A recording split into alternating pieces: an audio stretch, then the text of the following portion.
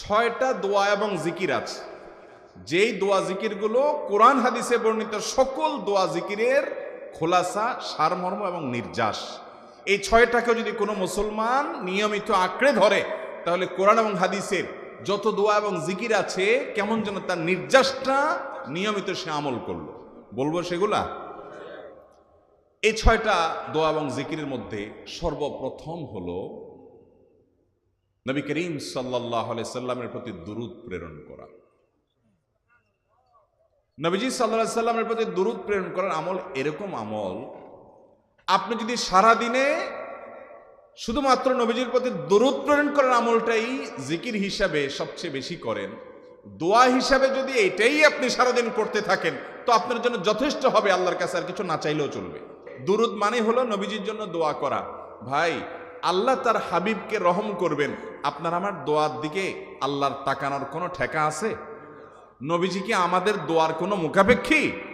কিন্তু আমরা তার জন্য দোয়া করলে ওই চান্সে আল্লাহ তাআলা আমাদের প্রতি অনুগ্রহ করবেন। একবার না, আপনি নবীজির প্রতি একবার রহমতের দোয়া করবেন, একবার দুরূদ পাঠ করবেন। মান সাল্লা আলাইয়া মাররাতান সাল্লাল্লাহু আলাইহি আশারা, নবীজি সাল্লাল্লাহু আলাইহি সাল্লাম বলেছেন, একবার আমার জন্য তোমরা দোয়া করলে, আমার প্রতি দুরূদ পাঠ করলে, আল্লাহ তাআলা তোমাদের জীবনে 10 বার 10 জায়গায় 10 টাইমস তোমাদের উপরে আল্লাহ তাআলা অনুগ্রহ করবেন। আপনি টেরও পাবেন না কত জায়গায় আল্লাহ অনুগ্রহ করেছেন। আল্লাহ বাঁচাই দিয়েছেন, একটুর জন্য শেষ হয়ে যান নাই। ওই যে দুরূদ পড়ছেন, আল্লাহ তাআলা রক্ষা করছে, আপনি খবরও নাই। আল্লাহ তাআলা আপনার প্রতি বিশাল একটা দান করছে, আপনি লক্ষ্য করেন নাই। ওই যে দুরূদ পড়ছেন একবার, 10 বার রহমত হবে। এভাবে যত দুরূদ পড়বে সে তত রহমত এবং অনুগ্রহ পাবে। বেশি করে পাঠ করবো তো ইনশাআল্লাহ। সবচেয়ে শ্রেষ্ঠ দুরূদ, সবচেয়ে উত্তম দুরূদ হলো দুরূদ ইব্রাহিম, যেটা নামাজে পড়েন। আর সবচেয়ে সংক্ষিপ্ত দুরূদ হলো সাল্লাল্লাহু আলাইহি ওয়াসাল্লাম। এছাড়া নবীজির প্রতি দোয়ামূলক যে কোনো দুরূদই আল্লাহর কাছে গ্রহণযোগ্য হতে পারে, যদি দুরূদের অর্থের মধ্যে, কথা বলার মধ্যে খারাপ কিছু না থাকে। 6টা দোয়া হলো কোরআন হাদিসের শত শত সহস্র দোয়ার নির্যাস এবং খোলাসা। তার 1 নম্বর হলো দুরূদের আমল। করবো না বেশি বেশি ইনশাআল্লাহ। আমার জীবনে বহুবার এমন হয়েছে, বহুবার এমন এমন বিপদ যে দেয়ালে পিঠ ঠেকে গেছে, এখান থেকে উদ্ধারের কোনো পথ আর চোখের সামনে দেখা যাচ্ছে না। আমি এই আমলটি, এর পাশাপাশি ইস্তেগফারের আমল, যেটা 2 নম্বরে বলবো আমি, এই দুটি আমল কন্টিনিউয়াসলি করে গেছে, হরদম প্রতি নিঃশ্বাসে নিঃশ্বাসে, বাস টয়লেটের টাইম বাদে বাকি ফুল টাইম এইটা দুরূদ এবং ইস্তেগফার অব্যাহত রাখছি। আল্লাহ তাআলা এমন ভাবে অলৌকিকভাবে উদ্ধার করেছেন যে আমার কল্পনায়ও আসে না যে এখান থেকে এভাবে হেল্প হতে পারে।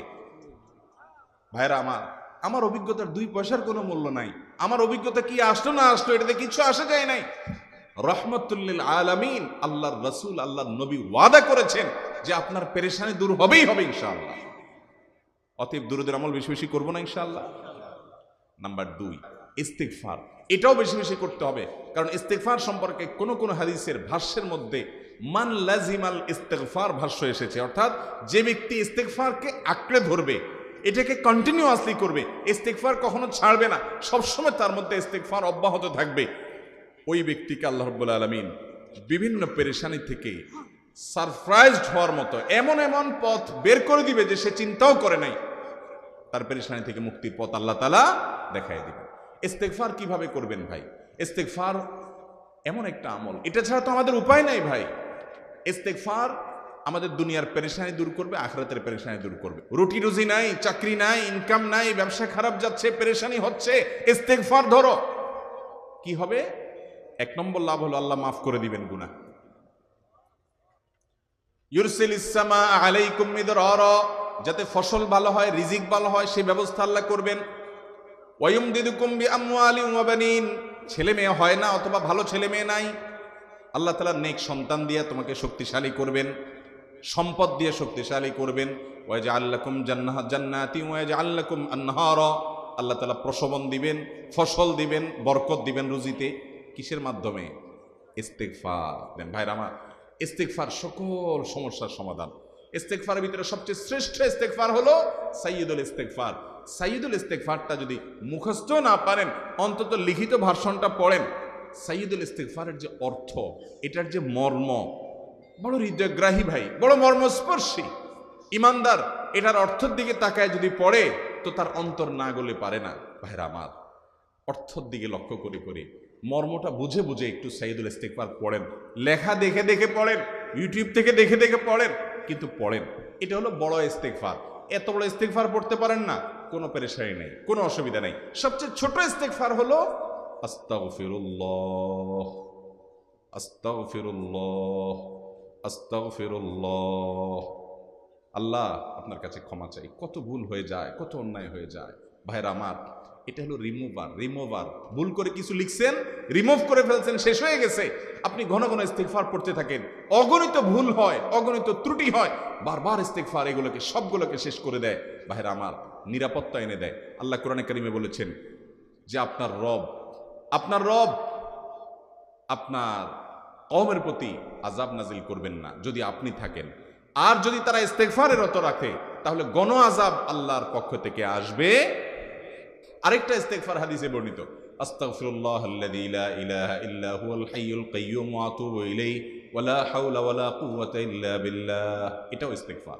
তাহলে একটা বড় ইস্তিগফার, একটা মিডিয়াম, একটা ছোট, যার যেটা সুবিধা হয় এটা পড়েন। নাম্বার 3, এটা আমাদের বেশিরভাগ মানুষ জীবনে হয়তো শুনেনও নাই, অনেকে হয়তো শুনছেন, আমল করা হয় না। খুব সীমিত সংখ্যক আল্লাহর বান্দার আমলের তৌফিক হয়। সেটা হলো ইয়া যাল জালালি ওয়াল ইকরাম।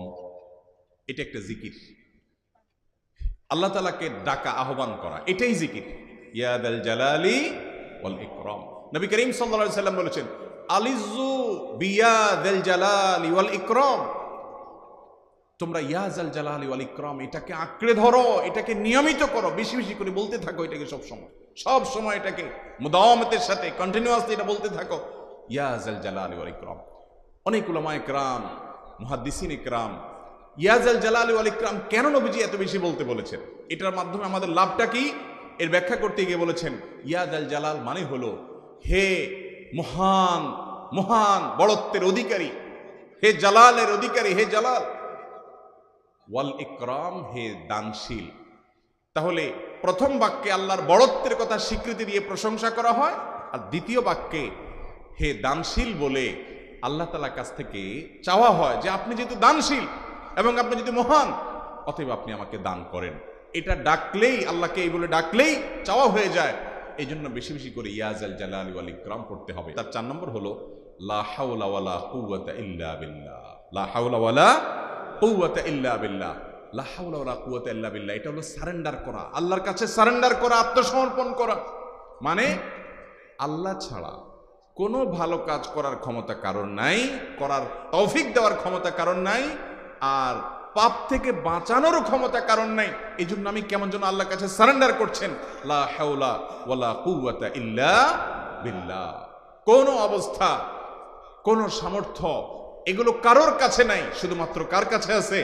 আল্লাহর কাছে আছে। এই অর্থ বুঝে আপনি লা হাওলা ওয়ালা কুওয়াতা ইল্লা বিল্লাহ বেশি বেশি পাঠ করবেন।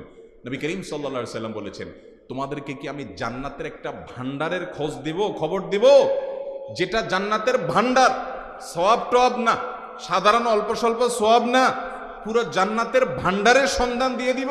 সাহাবা ইকরাম তো চাইতেনই সেটা। নবীজি সাল্লাল্লাহু আলাইহি সাল্লাম তখন বলেছেন যে লা হাওলা ওয়ালা কুওয়াতা ইল্লা বিল্লাহ, এটা হলো কানজুম মিন কুনুজিল জান্নাহ, জান্নাতের ভান্ডার সমূহের মধ্যে থেকে একটা বড় ভান্ডার হলো লা হাওলা ওয়ালা কুওয়াতা ইল্লা বিল্লাহ। অতএব এই আমলটাও বেশি বেশি করবেন। 4 নম্বর আমল হয়ে গেল। 5 নম্বর আমল হলো দোয়া ইউনুস। দোয়া ইউনুস জানা আছে তো? লা ইলাহা ইল্লা আনতা সুবহানাকা ইন্নী কুনতু মিনাজ জালিমিন। ভাইরা আমার, অর্থের দিকে তাকায়া মাঝে মধ্যে মোবাইল টোবাইল সব ফালায় রেখে একটু আল্লাহর সাথে কথা বলবেন, আল্লাহর সাথে একটু কানেক্টেড হওয়ার চেষ্টা করবেন, আল্লাহর সাথে একটু সংযুক্ত হওয়ার চেষ্টা করবেন। ডিসকানেক্টেড তো পুরো লাইফটা কাটাই দিলেন, একটু কানেক্টেড হওয়ার চেষ্টা করেন। প্রতিদিন কিছু সময় বসে একটু জিকির করেন, চলতে ফিরতে একটু আল্লাহকে সময় দেন। আপনি উপকৃত হবেন, আপনার কল্ব জিন্দা হবে, আমল নামা সওয়াবে পরিপূর্ণ হবে। লা ইলাহা ইল্লা আনতা সুবহানাক ইন্নী কুনতু মিনাজ জালিমিন। অর্থের দিকে তাকান, কত মর্মস্পর্শী। লা ইলাহা ইল্লা আনতা, আল্লাহ আপনি ছাড়া কোনো সত্যিকারের মাহবুদ নাই, উপাস্য নাই। সুবহানাক, আপনি পবিত্র, আমি আপনার পবিত্রতা জ্ঞাপন করছি। ইন্নী কুনতু মিনাজ জালিমিন, তবে আমি সেসব মানুষদের অন্তর্ভুক্ত যারা নিজের প্রতি নিজে জুলুম করেছে, অবিচার করেছে, অন্যায় করে আমার নিজের পায়ে নিজে কুড়াল মেরেছি বহু। এই বাক্য পাঠ করার পর ইউনূস আলাইহিস সালামকে শুধু রক্ষা করেছেন আল্লাহ তাই নয়, আল্লাহ বলেছেন একইভাবে তাকে যেরকম রক্ষা করেছি, এই বাক্য যদি কেউ পড়ার মতো পড়ে, হক আদায় করে পড়ে, মনের গভীর থেকে পড়ে, মর্ম উপলব্ধি করে পড়ে, নিয়মিত পড়ে, ওয়াকাযালিকা নুনজিল মুমিনিন, ঈমানদারদেরকে আমি রক্ষা করে দেবো এভাবে। ভাইরা আমার, আমরা বিপদ আপদে পড়লে হুজুরদের কাছে চলে যাই দোয়ার জন্য। অনেকে মাজারে চলে যায়, সেখানে মানত করে, টাকা পয়সা দেয় বিপদ উদ্ধার করার জন্য। কপাল পড়া জানে না ও কার গোলাম, ও আরশ আজিমের মালিকের গোলাম, তার সাথে ডাইরেক্ট কানেক্টেড হওয়ার সুযোগ আছে, শুধু ইউজ করলেই হয়, সুইচ দিলেই হয়। কপাল পড়া জানে না, ডানে বামে গিয়ে নিজের আমল বরবাদ করে, ঈমান বরবাদ করে, তাওহীদ নষ্ট করে। ভাইরা আমার, তাহলে যে কোনো সমস্যা ফিল করি অথবা স্বাভাবিক অবস্থাতে দোয়া ইউনূস পাঠ করব। 6 নম্বর হলো সুবহানাল্লাহ, আলহামদুলিল্লাহ, লা ইলাহা ইল্লাল্লাহ, আল্লাহু আকবার। এই বাক্যগুলো দেখবেন ঘুরে ফিরে নবী করিম সাল্লাল্লাহু আলাইহি ওয়াসাল্লাম সারাদিন পড়তেন। 5 ওয়াক্ত নামাজের পরে 33 বার দেখবেন। আবার দেখবেন সকাল সন্ধ্যায় সুবহানাল্লাহি ওয়া বিহামদিহি 100 বার, সুবহানাল্লাহি ওয়াল হামদুলিল্লাহি আল্লাহু আকবার 100 বার। আবার এগুলো মাঝে মধ্যে 10 বার, রাতের শোয়ার সময় 33, 34 বার। বিভিন্ন সময় দেখবেন ঘুরে ফিরে এই সুবহানাল্লাহ, আলহামদুলিল্লাহ, লা ইলাহা ইল্লাল্লাহ, আল্লাহু আকবার, এগুলো একটা মিজানের পাল্লাকে পরিপূর্ণ করে দেয়। কোনোটা আসমান এবং জমিনের মধ্যবর্তী জায়গায় সওয়াব দিয়ে পরিপূর্ণ করে দেয়। এত বেশি ফজিলতপূর্ণ জিকির। এই জন্য পুরো কোরআন হাদিসের দোয়া এবং জিকিরের নির্যাসের শেষ এবং 6 নম্বর হলো বেশি বেশি করে দিন রাত 24 ঘন্টা যখন সুযোগ পাবেন, যেখানে যেখানে হাদিসে যে সংখ্যা বলা আছে ওটাতে করবেনই, ওর বাইরেও বেশি বেশি করে সুবহানাল্লাহ, আলহামদুলিল্লাহ, লা ইলাহা ইল্লাল্লাহ, আল্লাহু আকবার বেশি বেশি করবো না ইনশাআল্লাহ? নিয়মিত করবো তো ইনশাআল্লাহ? আল্লাহ আমাকে আপনাকে আমাদের সবাইকে আমল করার তৌফিক দান করুন।